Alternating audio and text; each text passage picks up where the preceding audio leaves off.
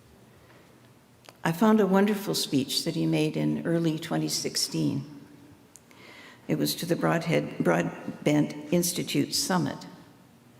It was terrific, intelligent, erudite, funny, inspiring. Mostly he addressed the younger generation, bracingly. Ed gave that speech 2 months after he had lost a second wife to cancer. He nursed each of them, Lucille and Ellen, to the end. When he gave that speech, he must have been living with terrible, redoubled sorrow.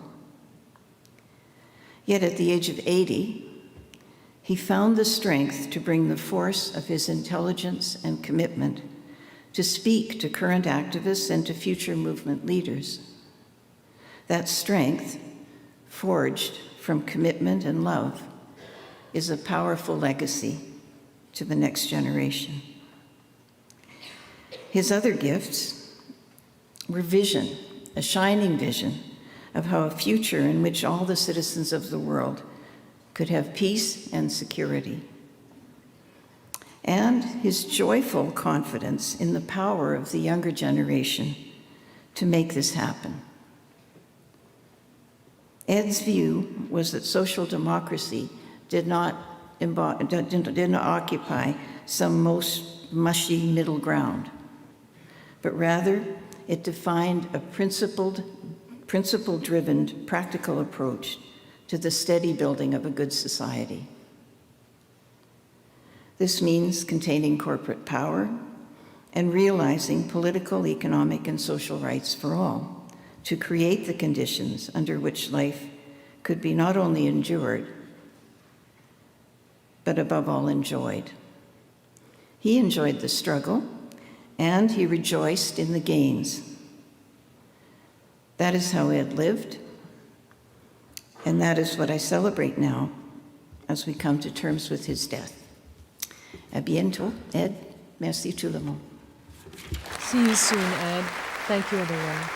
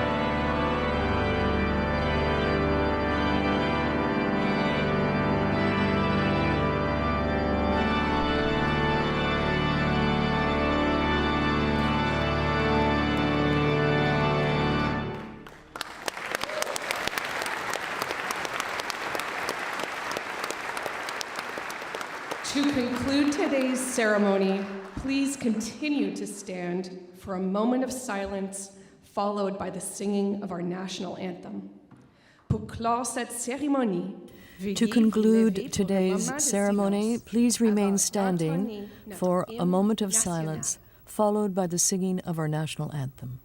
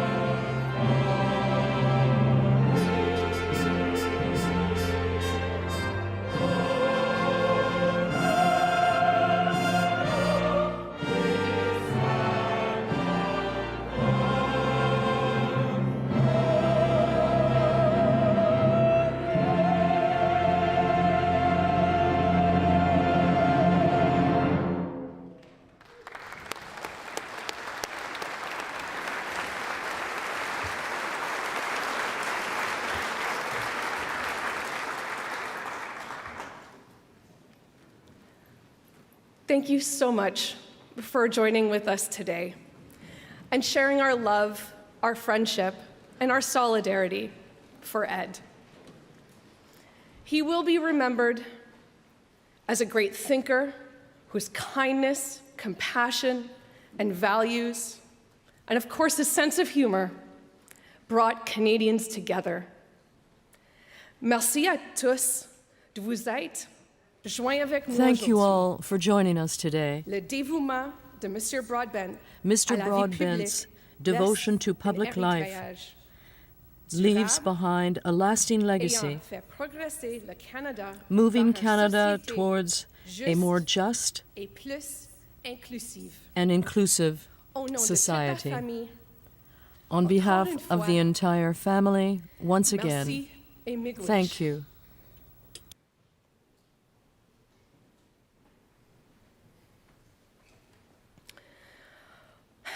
The national broadcast is now concluded.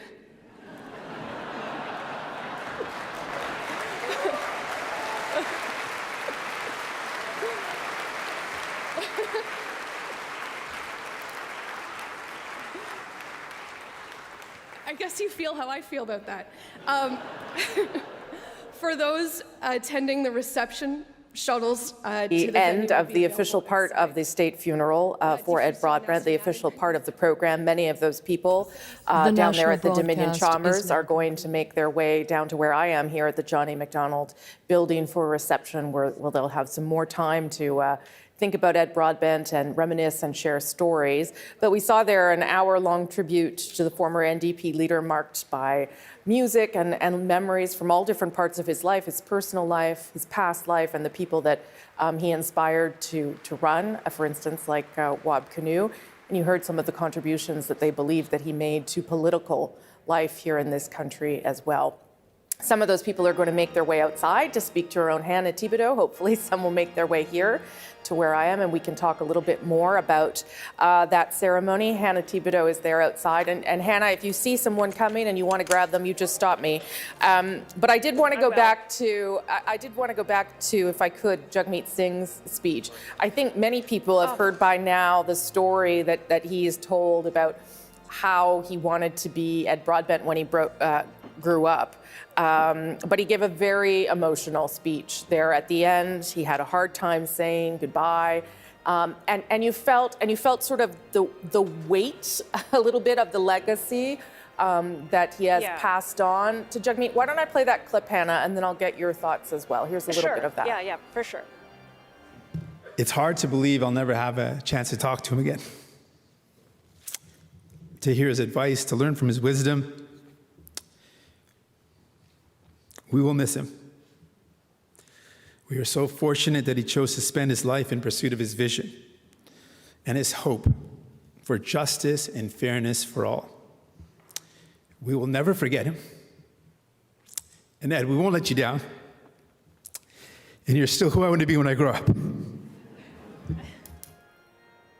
So a moving speech there from Jagmeet Singh. It did make me reflect a little bit back on Jack Layton's funeral too. Now two very big monumental pieces of the party have passed. But just your thoughts, Hannah, on what we heard there today. Yeah, as you're mentioning Jack Layton there too, I'm thinking a state funeral for an opposition leader. Both of those opposition leaders, Ed Broadbent and Jack Layton, now having state funerals. They were eminent Canadians. And in fact, while the funeral was taking place, or I would say it was more a celebration of life. Yes, I was sitting in the basement of the church. I think you would agree with that too, eh, Rosie? It was more of a celebration of life. It was sad because there are a lot of people who truly loved Ed Broadbent, and they were inside this building. But there were so many laughs. It was like really paying tribute to a guy, Brian Chop, talking about his cigars and kind of, wagging his finger a little bit about that as well.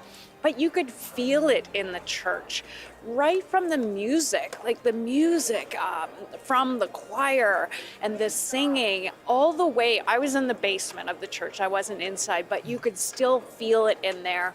And the weight of the people who stood up to talk about Ed Broadbent and to pay those tributes. You heard it from Jagmeet Singh right there. You heard it from Brian Chop, Diana, who we spoke with a bit earlier as well. All of these friends and people who worked with him for so long, you got a sense of this legacy of Ed Broadbent. And really, he was the guy that everybody felt like he cared about them. And that's the thing that we kept hearing throughout the service and from people here, even on the street. All political parties and how respectful he was. And he was respectful in the fact that he wanted to get his ideas pushed forward when it came to poverty for children, when it came to people who were homeless, all of those different types of things. It was a way of getting things done in a political realm, but doing it in a way that was polite and ensuring that those voices were heard too. Yeah, I think you're right. It was definitely a celebration of life, which I think was something that was done intentionally, in part because Ed Broadbent wouldn't have wanted a funeral per se. He would have wanted maybe people to reflect on his contributions. We were discussing during the ceremony how though it was still tinged with a lot of sadness. This was not a a prolonged illness. We didn't necessarily expect that Mr. Broadbent would pass away at 87. So there were people still, I think, Jagmeet Singh being one of them, coming to terms with the fact that he is gone, and that this man that reached out to so many people to offer political advice and thoughts wasn't going to be at the end of the phone for them anymore. And that's something people are sort of coming to terms with as well. One of the things that struck me and sort of struck me through the ceremony and our conversations that we've had with people, and we'll have for the next 20 minutes or so, Hannah, is the way he spanned generations. And I know that happens when you get to a certain age. When you're 87, you've been around a lot, but I don't know that everyone can say that they've touched so many pieces of the landscape, the political landscape, and so many pieces of the New Democratic Party and so many different generations, whether it be Jagmeet Singh, of course, or Wab Kinew, or Brian Topp, who's been around a long time, or Olivia Chow, exactly. So, I mean, yes, it's a function of being an 87-year-old, but I think it's also a function of not quitting, not giving up your commitment to a cause, not really ever being retired, always trying to find a way to reach out to people, to offer support and advice. And that sort of came back to me again and again through the ceremony. Yeah, that's a really good point. I had to jump in there with Olivia Chow because she was telling me, we were gabbing for quite some time waiting to talk. And Olivia Chow was saying that when she was in her 20s, I think it was, she said she had this really crazy orange outfit on, and she was a delegate, and she was standing up there with her orange outfit and her placard. And then she said, she listened to his speech in the House of Commons, and that's why she decided to fight child poverty. And then even she said she was a fan of Ed Broadbent before Jack Layton. She said they weren't even married at the time. She said it was the year after, and then they brought him back as well. We're looking there, Rachel Notley as well. That's interesting because, and I'm just going to put this fact out there, she in Alberta had the highest number of opposition seats in Alberta as well. And you think of Mr. Broadbent, and he had the most successful NDP party until Jack Layton really had that orange wave in 2011. So you see all these different types of legacies continuing to build with Rachel Notley there too. And I think we do have some guests standing by, Rosie. If you just want to gab for a second, I'm going to get them hooked up here. Okay. Okay, thanks for that, Hannah. And Hannah, of course, will look out for people as they leave the Dominion Chalmers Centre there. Many, of course, past politicians, past prime ministers. We saw Joe Clark, obviously Prime Minister Trudeau, the commissioner of the RCMP, the clerk of the Privy Council, lots of people there to pay their respects, as you would expect at a state funeral. But as Hannah mentioned, again, it is a rare thing for a leader of the opposition to get a state funeral. The first one was given to Jack Layton, this one now to Ed Broadbent, who, of course, was no longer a sitting member of Parliament to receive it, which is a signal to the nation and a signal to people watching at home about not only how respected he was by people of all political stripes, including this current day government who would have helped make that decision, but also his contributions to the country. And we've talked about them over the course of the past couple of hours, whether it be pushing hard on Pierre Elliott Trudeau to include Indigenous rights and women's rights in the patriation of the Constitution, whether it be standing up for child poverty, something that brought him a unanimous support inside the House of Commons as he left for the first time, or whether it be, and we didn't talk about this probably enough yet, whether it be his attempt in 2008 to broker some sort of coalition with the Liberal Party at the time, he and Jean Chrétien working for their respective parties of the past to try and find a way for those two parties to come in and set up an alternative to Stephen Harper. It didn't work, of course. We now know Parliament was prorogued. They came back. Stephen Harper made some adjustments to an economic plan that had not gone over very well. And in fact, when I talked to Ed Broadbent about that back in the fall, he now believed that that was a mistake. But he didn't believe that the idea of coalitions, the idea of working together as parties was.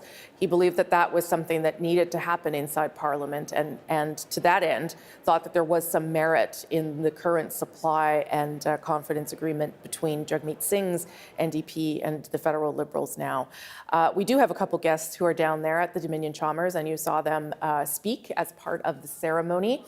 Jonathan Sass and Luke Savage, they are both co-authors of Seeking Social Democracy, the book that I've read many, many times. Someone can't hear me, but someone can. So one person can hear me, is that right? I can, Rosie, okay. yes. Yeah, that's right. Good.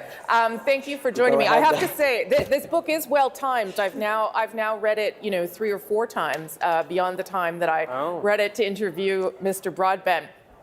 When you set out to do this, because it's very interesting the way it's written. It's sort of his reflections, and then the three of you kind of asking him questions to probe deeper into his thinking. Were you trying to sort of record his thoughts about, his deep thoughts about political events and where he saw them? Was that kind of the goal? Well, Rosie, Ed, he eschewed a lot of kind of the typical things about a politician, and he simply wasn't interested in a straight-ahead memoir. He was driven by political ideas. Yeah.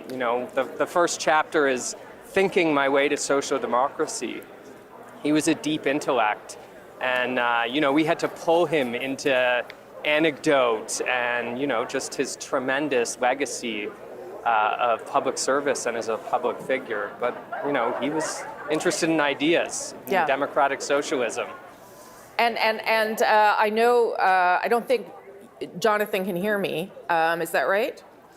Luke can't hear me. Sorry, Luke can't hear me. Excuse me. Maybe you want to ask Luke what it meant to him, and you'll answer it too, Jonathan. What it meant to both of you to have that time with him, not knowing, of course, that this would be sort of towards the end of his life. But maybe ask Luke that, and then I'll get you to answer it. You bet. So, Luke, the question is what it meant to us to have that time with Ed. Well, apologies that I can't hear you, but I'll simply say that Ed Broadbent was someone who meant a great deal to me before I had the privilege of actually knowing him. He was somebody whose speeches and writings I studied in university. He did a tremendous amount to shape how I see the world. And working with him on this remarkable project over the last several years has really been the honor of my life, and it was just a tremendous honor to be able to say a few words of remembrance at the ceremony today. How about you, Jonathan? What about spending all that time with him and being able to pick his brain like that now? Well, you heard it from everyone. Ed distinguished himself on the left as being someone animated by joy. He was never dour. He loved to have a nice glass of wine. He was constantly reading deep into literature, art, and music. So it wasn't just fascinating to have someone who would offhand mention a meeting with Fidel Castro or Gorbachev, or this thing, the time Trudeau came to him and invited him into cabinet. Yeah. But he was fun to be around. I mean, he was just such, he respected people, and you felt he cared what you thought.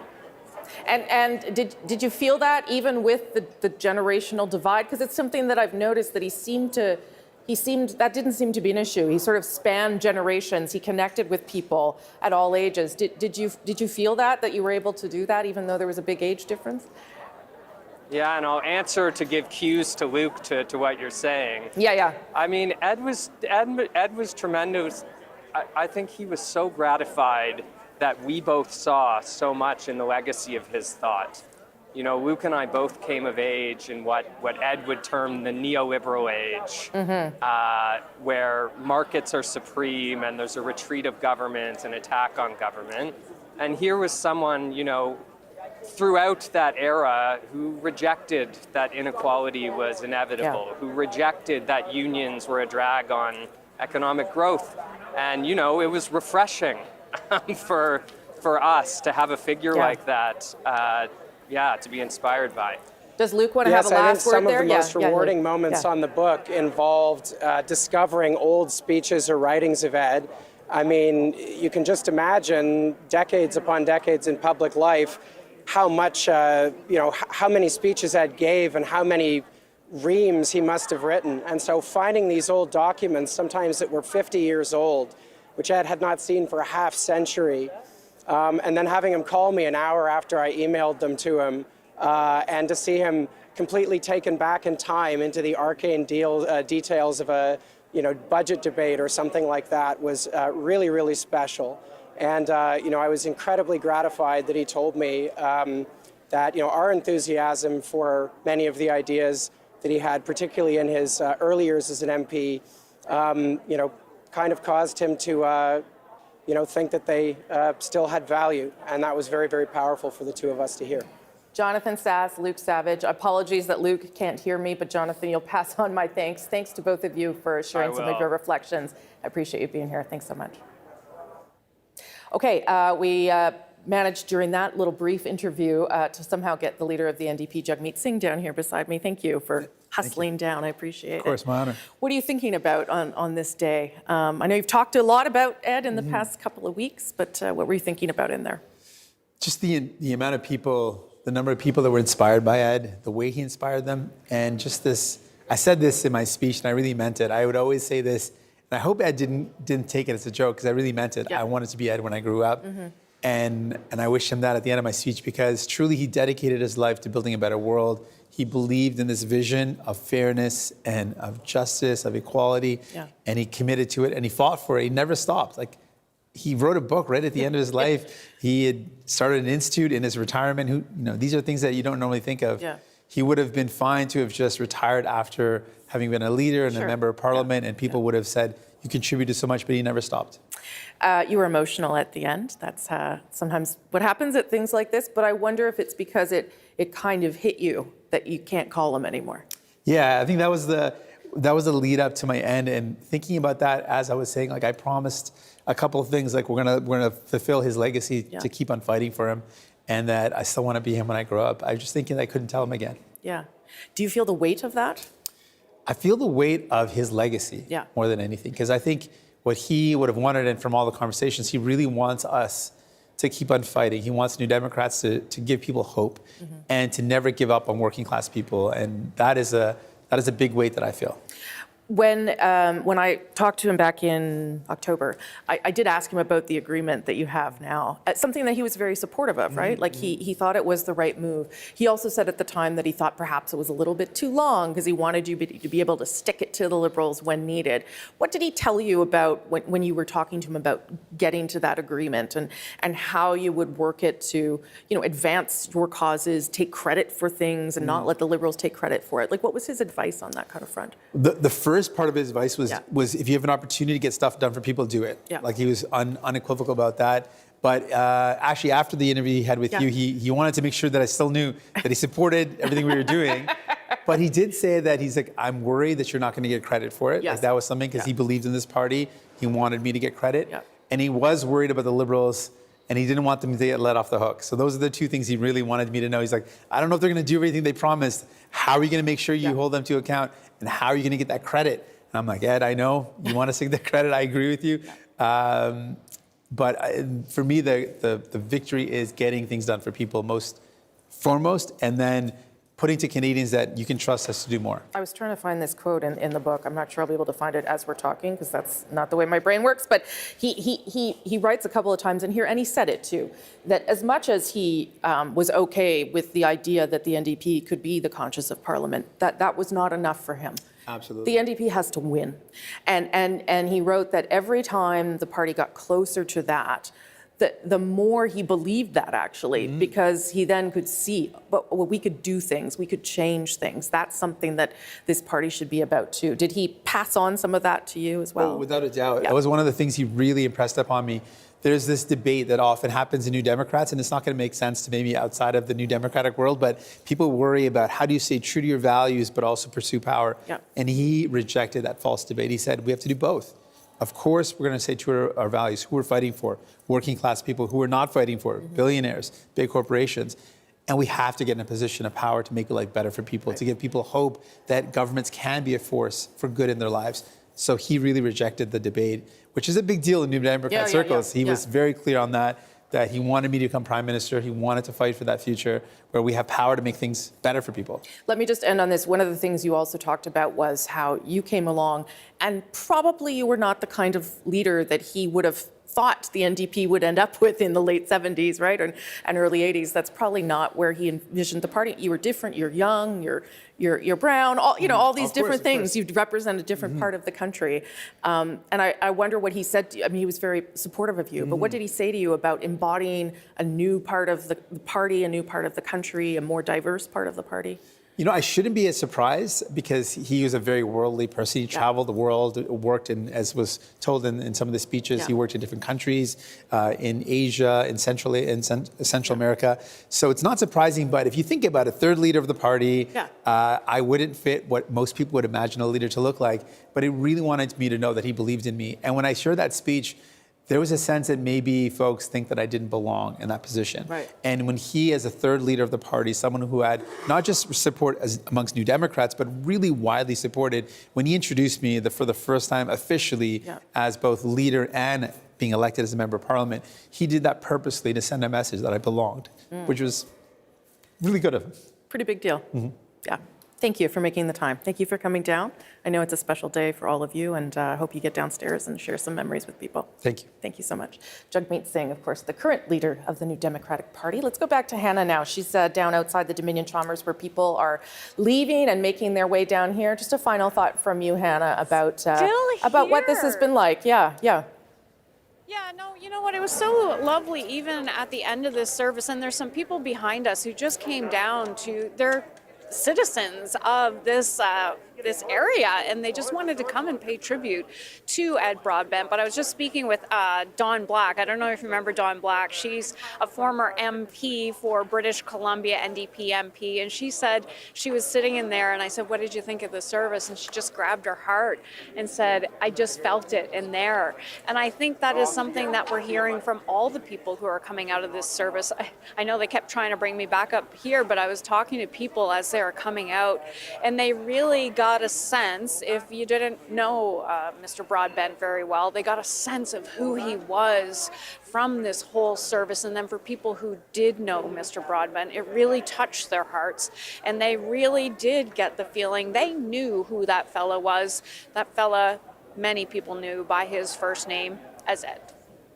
Hannah Thibodeau, thank you for being down there and grabbing people and speaking with them both on and off camera. Appreciate it very much. Thanks to our crew in Toronto and here who have helped us put the state funeral on air for you and bring to you some of those important moments in Ed Broadbent's life, some of the important things that he did for this country. These are moments where you can reflect on history and also people's personal contributions to the country, which I think is something that we've seen reflected through the day, which speaks very much to who Ed Broadbent was as a person. Remember, he was first elected to Parliament in 1968. He went on to become the longest-serving leader of the NDP, 14 years, the second most popular leader of the NDP after Jack Layton in terms of winning seats. And one of my producers here will love for me to mention that he was also Chatelaine's one of the 10 sexiest men in Canada at one point in Chatelaine magazine. So his contributions to social democracy and this country were huge, but his contributions to making people think differently, think harder, and search for justice were also important as well. We hope that you have had some moments here to think about Ed Broadbent and the National and the New Democratic Party, and of course this country and the way many people offer their lives up in service of it. We will leave you with some final words from Ed Broadbent. I'm Rosemary Barton on behalf of myself and the whole team. Thanks so much for watching. We share as members of this House 75% of the issues. We are on the same side, or we wouldn't be living in a small L liberal democracy. And so often, because of the structure of this institution, and particularly the question period, we forget that. And we tend to think that those 25% of the issues that divide us, and seriously and appropriately divide us, are only what matters. What's more important in many ways, it's a civilized, democratic, decent country, is the 75% of things we have in common.